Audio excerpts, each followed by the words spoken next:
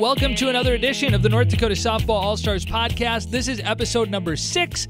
My name's Tim Howe. I'm the studio host of the podcast and the president of the North Dakota Softball All-Stars. Today, we're going to look at the EDC, what it looks like for 2018, a little bit of a preview. We'll have Valley City head coach Jason Lindgren on a little bit later in the show. And before we dive in to the EDC, I want to direct you to our Twitter account. Be twitter.com/NDSB All-Stars or at NDSB All-Stars. Had a cool opportunity this last weekend to head down to Vadnais Heights, Minnesota, and spend the day with the package deal. Lots of videos that I threw up on there between drills, just conversations that Jen Schroeder and Morgan Stewart and others had with the kids. It was a really cool opportunity. We're trying so hard to get the girls to North Dakota. Maybe it's something this summer or this fall that'll work out to bring the package deal to town. But for now, you can kind of live it through some videos on our Twitter account, NDSB All-Stars. So now let's start to take a look at the EDC as the softball season is nearly upon us. Hopefully we can get some nice weather, get this snow out of here, and get things going in terms of games starting the weekend of Easter and rolling on from there. So in order to look ahead, we got to look back. Let's start at the EDC tournament last year at Mickelson Park, and let's just dive into the final day where number 6 seeded Valley City, again, their head coach Jason Lindgren will be on the show in just a little bit. They defeated Grand Forks Red River, who was the 5 seed, by a score of 7-2 to advance to the state tournament. Then in the other state qualifier, in their first year of varsity playing, the number 2 seed West Fargo Cheyenne, and at the time ranked number 2 in the state, beat number 4 seed Fargo Davies 7-2. So both state qualifiers, 7-2 finals, Valley City and West Fargo Cheyenne off to the state tournament. And then a fantastic championship game. Number 1, the whole length of the season, West Fargo took down the 3 seed Fargo North 2-1 in an outstanding pitchers duel. So those were your 4 teams headed to the state tournament last year. Valley City, West Fargo Cheyenne, West Fargo, and Fargo North. So then the state tournament, which took place out west in Mandan, looked like this. West Fargo, looking for their 20th straight state title, beat Minot 9-1. West Fargo Cheyenne lost 6-5 to Dickinson, both those quarterfinal games. And the other 2 quarterfinal games, Bishop Ryan, who's now a Class B team, beat Fargo North 6-4, and Bismarck topped Valley City 9-0. So jump into day 2, and you had Minot beat West Fargo Cheyenne 9-4. So the Mustangs 0-2 in their first state tournament appearance. Valley City, in a battle of EDC teams, beat Fargo North 7-4 to move on to the consolation game. West Fargo beat Dickinson 10-0 to get into another championship game. And Bismarck beat Bishop Ryan. No EDC teams in that one, but it was a 7-6 final in 8 innings to get Bismarck into their first title game. Valley City dropped the consolation game 10-2 to Minot, and then in the state title game, what do you know? Pat Johnson's crew did it again. West Fargo defeating Bismarck 5-2 for another state title. Senior Athlete of the Year was Jamie Bart of Bismarck. She's out in the WDA. Coach of the Year, Amanda Mickey Dickinson, out in the WDA. But of course, there were some all-staters from the EDC. West Fargo had 1, 2, 3, 4, 5. West Fargo Cheyenne had 3, so just the city of West Fargo with 8 all-staters last year. San Butrana, Fargo North, the other EDCer to make the all-state team. So what does 2018 look like? As I'm sure we'll hear from Coach Lindgren out at Valley City here in just a few minutes, it's all going to come down to pitching. Well, West Fargo's won 20 in a row. Once again, they graduate a lot of top players, and I don't think it'll be a surprise to anybody if they're right there at the end because they've won 20 straight state championships. But as you talk to coaches around here, we do feel like could potentially be closing that gap a little bit. And it's not that West Fargo is falling off, because by no means is that happening, but maybe the rest are sort of catching up, if you will. So West Fargo, they were the 1 seed. They were the number 1 team in the coaches poll all year last year. They will likely start there for 2018 and are certainly the favorite, not just in the EDC, but in the state. Cheyenne, well, guess what? Got to find a pitcher. That's going to kind of be the theme here as they graduated their pitcher, Reagan Jastrom. The Doolum sisters at West Fargo, big graduates there, back to West Fargo Cheyenne. Be interesting to see in year 2 what they're going to look like under Coach Mark Woodbury and if they can hold up to that 2 seed, and they were ranked number 2 for a lot of the season in the coaches poll as well. Fargo North, great run at the end of last year, graduated their pitcher, Sammy Trana, their main pitcher anyway. So you look at that, we're talking about pitching up at the top to be sure. Fargo Davies, they lost some talent to graduation as well. Grand Forks Red River, I think they're going to be a good team. We'll hear more from Coach Lindgren out of Valley City, get his thoughts on a little bit. But they've got the right people there working with their kids and the growth. They can hit the ball. It'll be fun to see what Red River can do this year. Valley City was a 6 seed, but man alive, they were young last year, and they made it all the way to the state tournament. Well, we'll see what happens. Coach Lindgren's pitching was young, and they're still there. They're coming back. And they got a bunch of seniors this year. I think Valley City certainly a team to watch. Shanley Oak Grove Park Christian, they've got some talent. Gabby Nelson is committed to St. Cloud. Ingrid Swanson is a good pitcher. Going to be interesting to see what Shanley does. They were the 7 seed last year. Devils Lake was the 8 seed last year. And then you had Grand Forks Central have a new coach as the 9 seed. So, in a nutshell, the big preview item for me for 2018 in the EDC is pitching. Who is going to fill those holes on some of those schools that graduated their senior pitchers? And how are those younger pitchers like at Valley City, for example, going to progress as they go through another season of high school softball? And I think at this time it makes perfect sense to bring onto the program the head coach out at Valley City, got his team to state and into the consolation game last year. He's been doing this for 10 years. Crazy how fast time goes. Bringing onto the program now, head coach at Valley City, Jason Lindgren. Thanks for joining us, Coach. Time sure flies when you're having fun, doesn't it? It really does. I thought it was just a little hobby when I started. Now it's almost a job. I think that's how everybody starts out, it seems. Yeah, I'm not saying it's any less fun, but can't believe how many hours and stuff you put into it over the course of a year. Yeah, we were just talking before we brought you on air about basically 2017, how things wrapped up through the EDC tournament and into the state tournament. And your team was a 6 seed at the EDC, won a state qualifier, won a game at the state tournament, kind of made a nice run there late. How did your team kind of grow throughout the year and come together towards the end of the season? We don't put a lot of emphasis on wins and losses. You know, like they'll take care of themselves if you do all the things right. And hopefully at the end you have more wins than losses and you set yourself up with a good seed for the tournament. And then you just have to win out, you know, at the right time.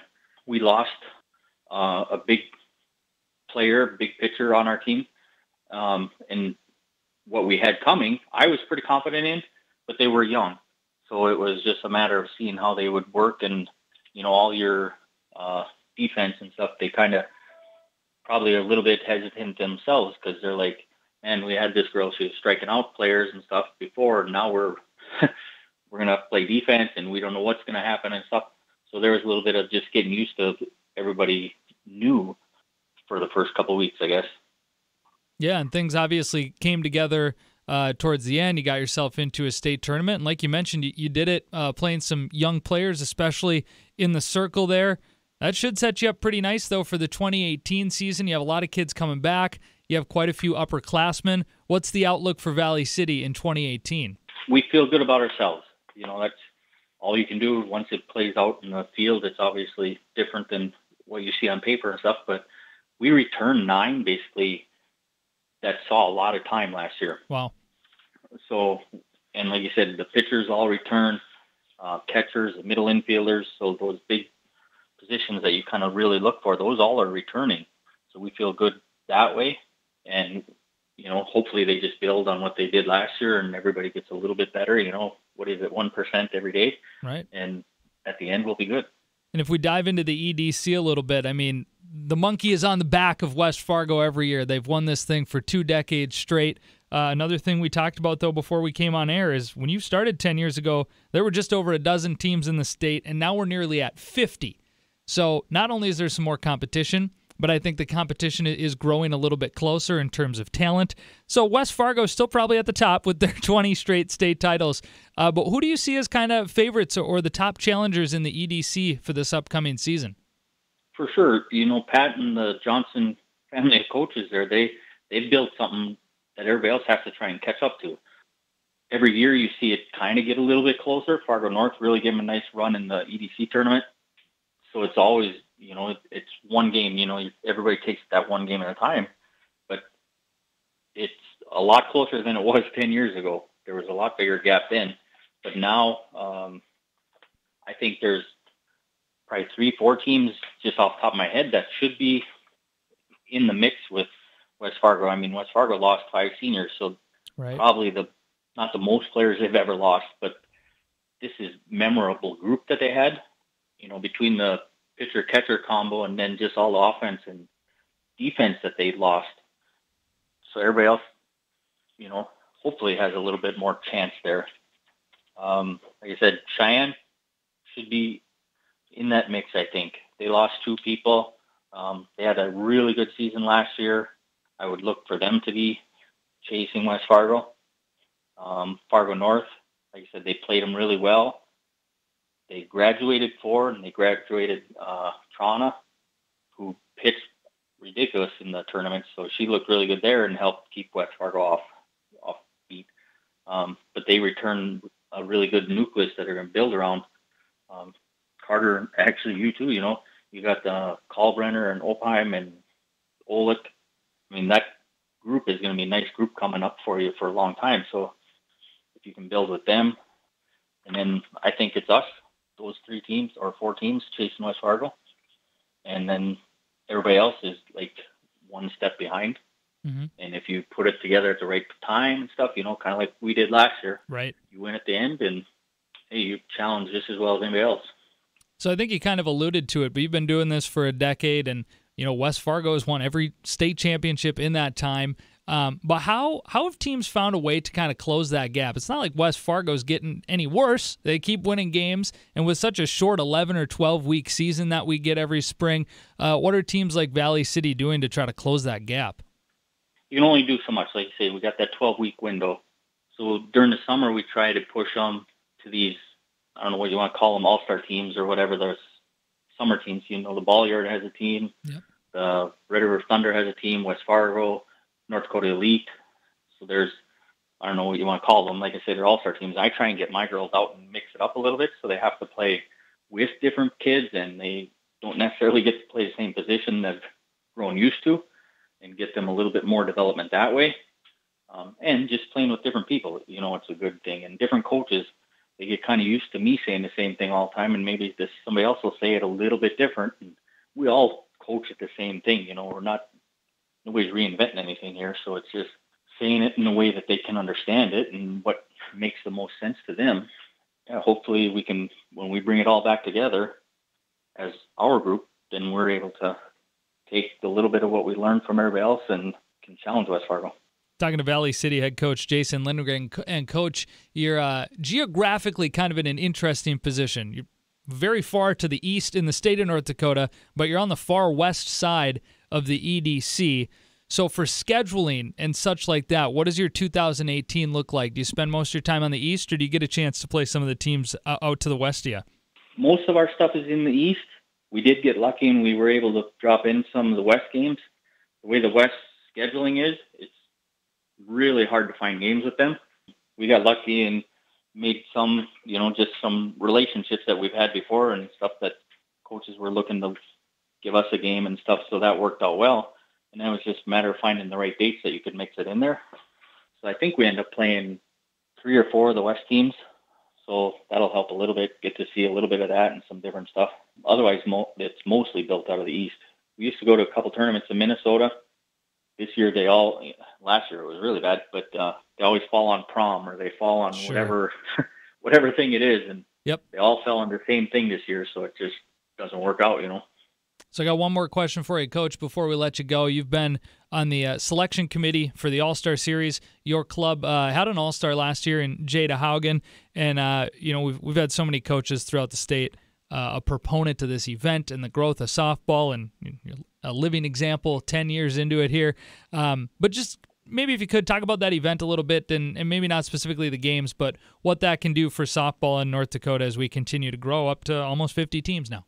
Oh, I think that's an awesome event. We pushed for that for years. and it finally worked. We got the right people in place, and you guys made the right connections or whatever, and were able to find the sponsors and do what you had to do. Got it rolling now, and hopefully we can just build from there. But what a great way for all those girls. Like I say, they get to play with a different coach, and they get to play with different girls, and you maybe don't get your regular position or whatever, but you're taking the best girls out of the state to put them all on one team. So not everybody's going to get to play shortstop, not everybody's going to get to play center field or whatever it is. So they have to play a little bit out of their comfort zone, but they also get to realize I'm playing with the best right now. So it's kind of fun for them. And I think they get to see a little bit different, and they get to share the experience and let this state see what we have available, Awesome. Valley City head coach Jason Lindgren. Coach, the season is about a week away. Get rested up, get ready, and we'll talk to you down the road. All right. Thank you. All right, so to put a wrap on our 2018 EDC softball preview podcast, I will break down my guesstimate as what the top 4 would look like in the EDC. Of course, just going off of paper and what everybody had last year and what they graduated. West Fargo's got to be the top. They're the big dog on campus. Everybody's chasing them, as we've talked about during this podcast. Then I would follow that up with the team of the guy you just heard from, Valley City. They were so young last year and so talented. They're getting a little bit older and probably getting a little bit more talented, so I'd put Valley City in at number 2. At number 3, West Fargo Cheyenne. I think for many of the reasons that Coach Lindgren hit on too, they did lose 2 North Dakota Softball All-Stars, but they had such a fantastic team last year. Then in the 4th spot, I guess flip a coin. Grand Forks Red River, they came on late last year. They actually had a really good overall season. They hit the snot out of the ball. I think they're going to be a threat this year, and then I'd put Fargo North in that category as well. But that's why they play the games. We'll see what happens in 2018 in the EDC. And next week on our podcast episode number 7, we'll talk to Amanda Mickey, head coach out in Dickinson, the reigning Class A Coach of the Year. We'll get her perspective on the WDA for 2018, and we'll have our WDA preview next week. In the meantime, you can follow us on social media. Just search on Twitter or Facebook for NDSB All-Stars. You can visit our website, NorthDakotaSoftballAllstars.com. Thanks for listening. We'll talk to you again next week.